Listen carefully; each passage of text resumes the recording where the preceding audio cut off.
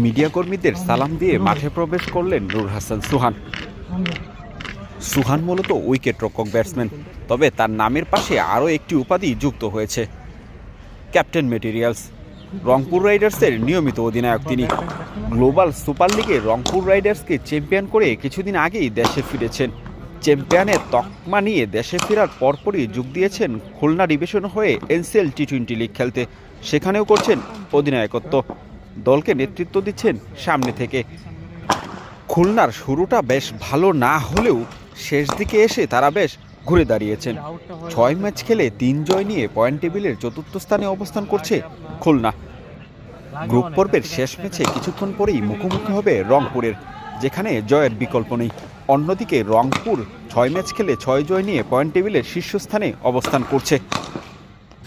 শেষ মুহূর্তের প্রস্তুতিতে নূর